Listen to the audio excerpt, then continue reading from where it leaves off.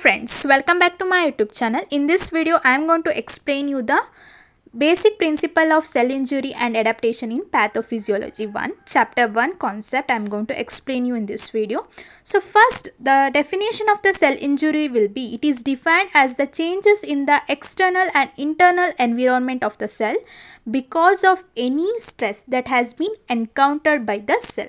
Means there will be external and internal changes of the environment because of any stress that has been encountered by the cell is known as cell injury. In the cell injury, it is classified into two categories. One is acquired causes and another one is genetic causes. Acquired causes is more important and it is defined as those injury which occurs because of accident, disease or the disinfection of the body organ. And the acquired causes is further classified as hypoxia and ischemia, physical factors, chemical agents, microbial agents, immune system, nutritional imbalance, psychological factor and genetic causes. That is second one.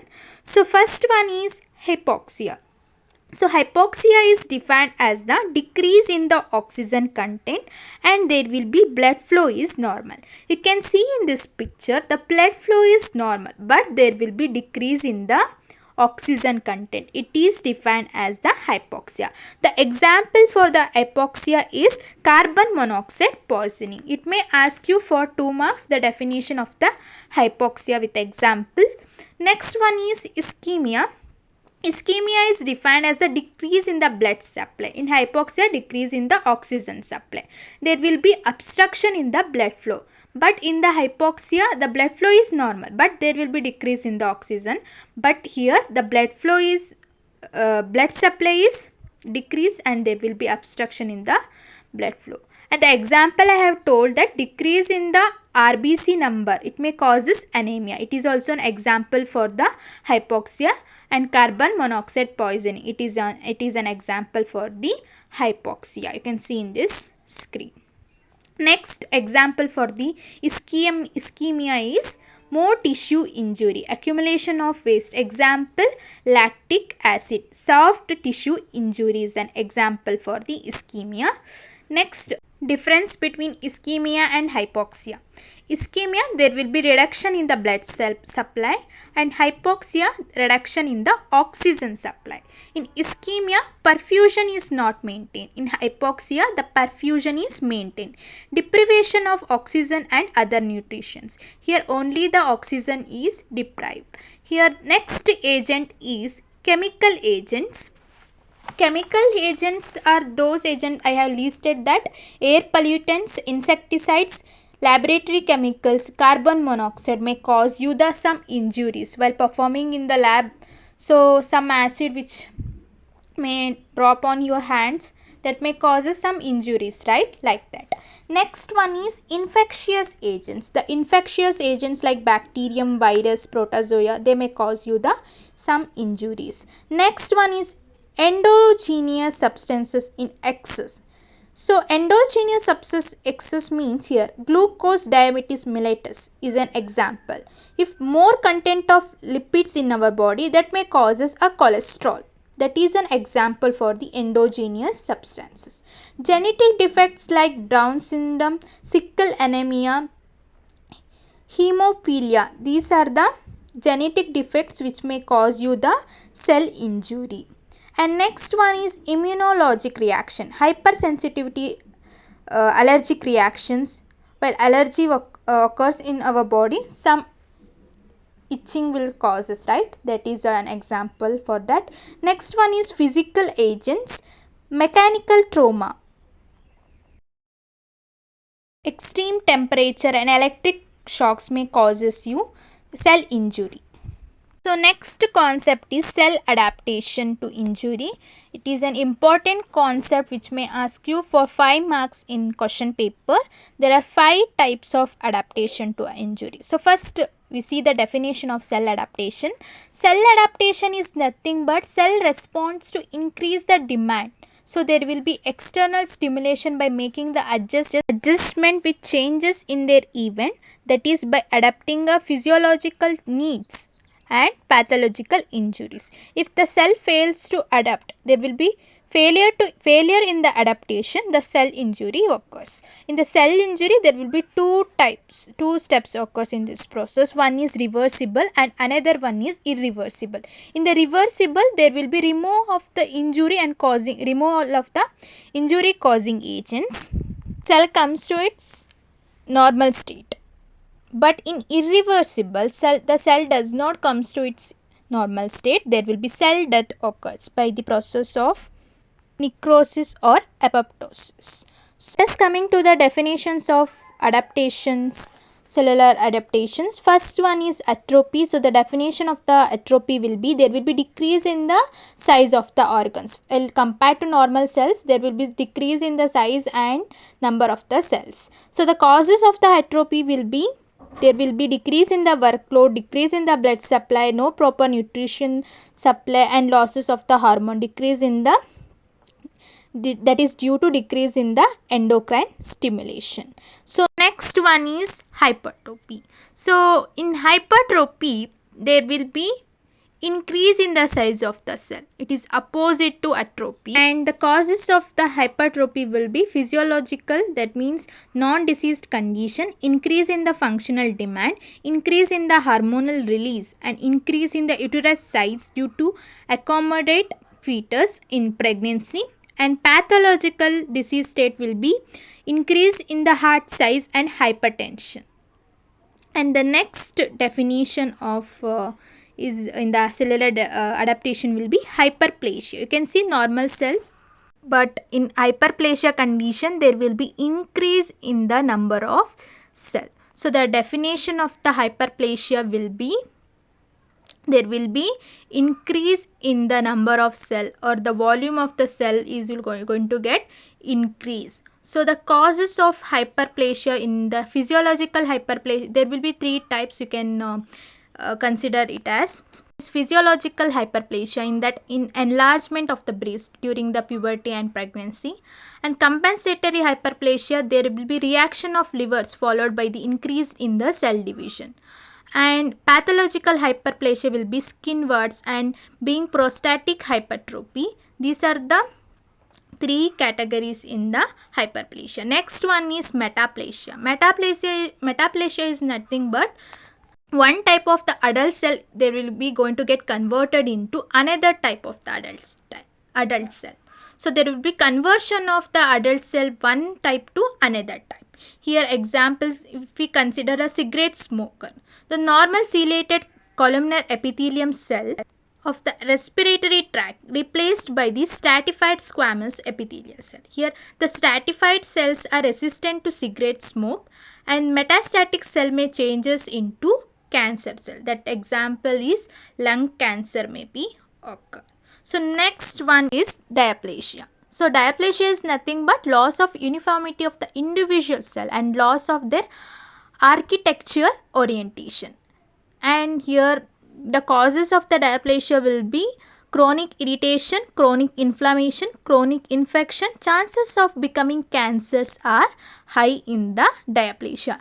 In the exam, they may ask you for 2 marks the difference between the metaplasia and diaplasia, or difference between the hypertrophy and atrophy, 2 marks. So let us see the difference in atrophy and hypertrophy. In atrophy, there will be decrease in the size of the body part of the cell or organs, other tissues. In hypertrophy, there will be enlargement of the organ or the tissues. In hypertrophy, it is due to excess work. In atrophy, when organ or tissues are not at all used, and the result in the decrease in the size of the organs, there will be increase in the size of the organs. So the example for this in the physiological conditions will be famous after the puberty and atrophy in ovaries.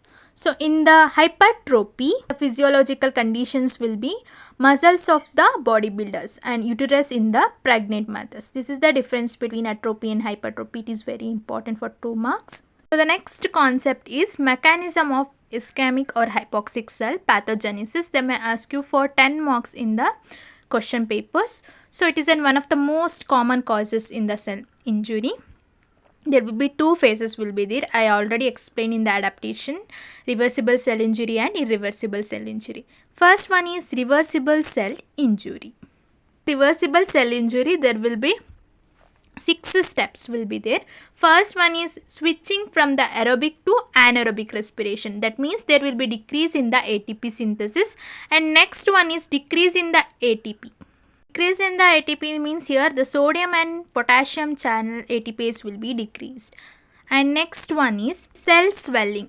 In question paper they may ask you for 5 marks, explain the step of or explain the process of cellular swelling for 5 marks. It is a very important step. So next, fourth one that is decrease in the pH. In the step 5 there will be decrease in the glycogen. In the step 6 detachment of the ribosome, and there will be decrease in the protein synthesis. These are the 6 steps which occur in the reversible cell injury. So in the step 1 there will be switching from the aerobic to anaerobic respiration, and there will be decrease in the ATP synthesis. First step there will be in that there will be decrease in the blood supply. Due to decrease in the blood supply, there will be decrease in the supply of oxygen, and then it going to shift from aerobic to anaerobic respiration, and then there will be decrease in the ATP production. It is the first step in the reversible cell injury. 2. There will be decrease in the sodium and potassium ATPs.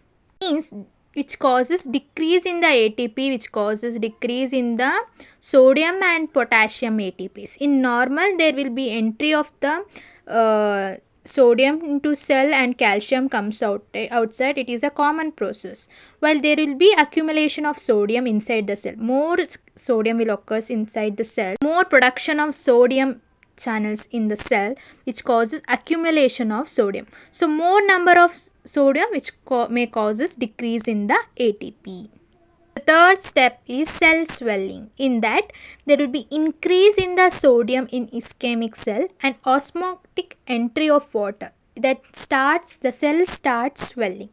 So let's see in the another slide, you can understand this. Increase in the sodium, I have explained in the step 2, there will be increase in the sodium, that means there will be decrease in ATP. So the increase in the sodium which may causes there will be entry of H2O via osmosis, then the cell starts swelling. So it is the first visible sign in the reversible injured cell. It is a very important key point. It is the first visible sign in the reversible injury cell. Next, in the step 4, there will be decrease in the pH. In the end product of the anaerobic respiration is lactic acid. You know the glycolysis pathway.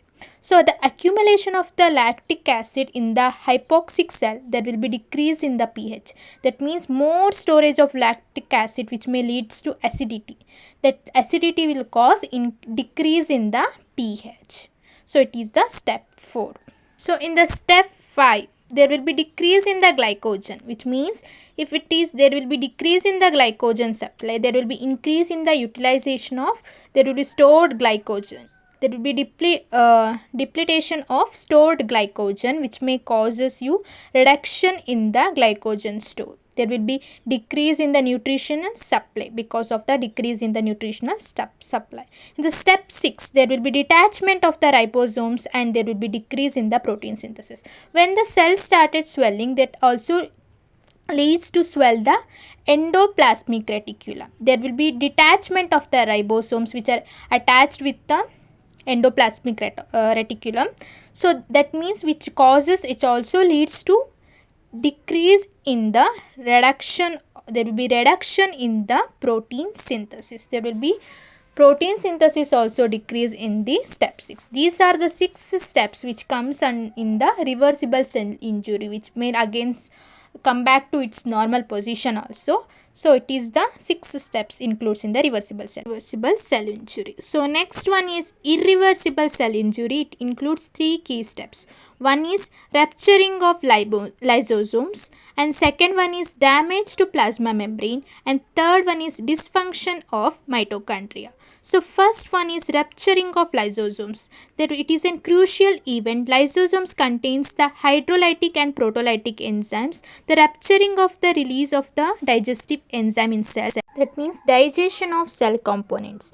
In the intact lysosomes, the digestive enzymes will be present. When the rupture of lysosomes occurs, the digestive enzymes will come outside. It is the changes occurs in the first step.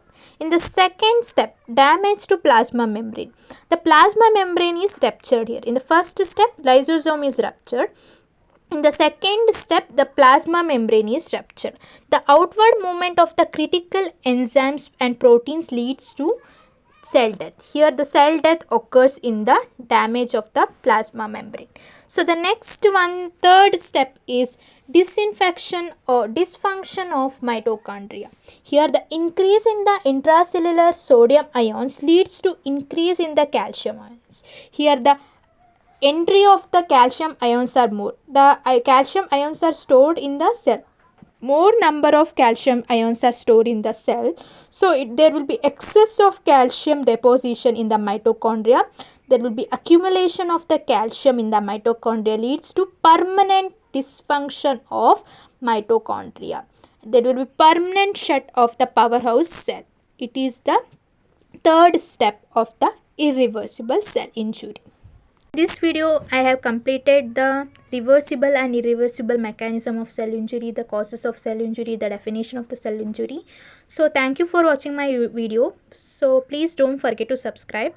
The notes I have given in the description box, in the link that is given in the description box, you can download from it.